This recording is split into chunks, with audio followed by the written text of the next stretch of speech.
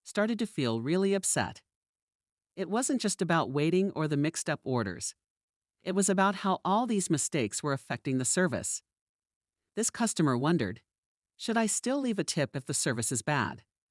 Or should I not give a tip to show my disappointment? This story teaches us an important lesson about fairness and expressing our feelings. In life, we often face situations where we need to decide how to react when things don't go as expected. It's okay to feel upset, but it's also important to think about how our actions, like giving a tip or not, can affect others. Another story is of the bedtime battle. In a cozy house, there lived a couple who, despite being untidy, found joy in each other's company. However, there was a small, mildly annoying habit that often caused a stir. The husband, who often went to bed first, would move all his stuff off the bed, but leave his wife's things on her side.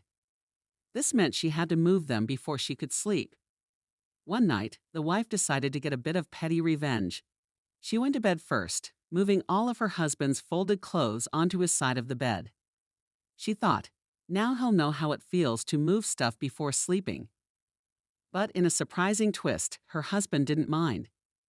He quietly moved the clothes and even offered to walk the dog since she was already in bed. This act of kindness made the wife feel a bit guilty about her plan. This story shows us that sometimes, when we try to teach someone a lesson, we might end up learning something ourselves.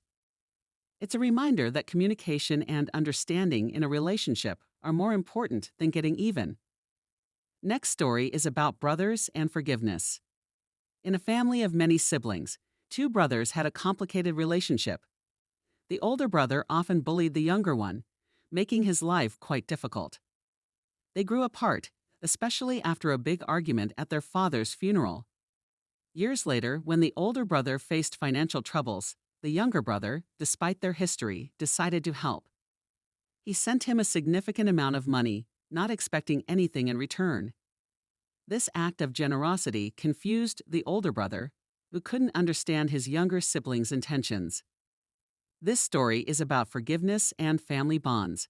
Sometimes, being kind to those who have wronged us is not about forgetting the past, but about moving forward. It shows that even in difficult relationships, there can be a place for compassion and understanding. Our news story is of the computer order mix-up. In a world of ever-evolving technology, a customer at Dell ordered a computer but claimed to have received the wrong parts. He insisted he ordered a CD-ROM drive but received a CD-ROM instead. The customer service representative, after checking the records, found that the customer was not truthful. Instead of confronting the customer, the representative decided to fulfill his request but with a twist.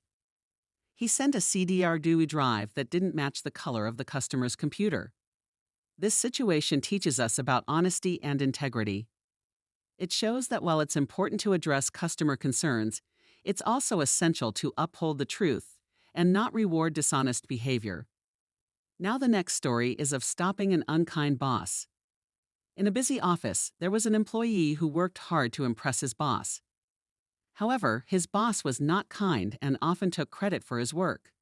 When the boss was up for a promotion, the employee saw an opportunity to stand up for himself. He shared his experiences with the higher management, which led to the boss not getting the promotion. This story is about standing up for oneself and the importance of speaking up against unfairness.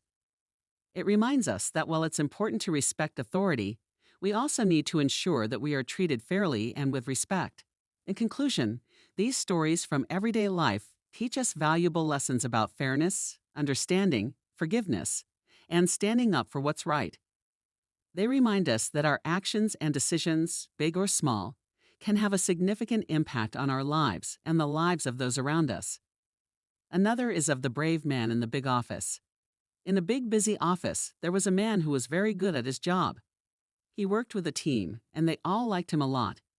He was happy with his work, but one day he got a chance to move to a different part of the office where he could earn a bit more money. He thought about it and said, "Yes, I'll try it." In this new place, the boss was not nice. He was mean to one of the team members just because of a small mistake. That wasn't fair. But our friend, the brave man, didn't stop working hard. He had a big, important project to do.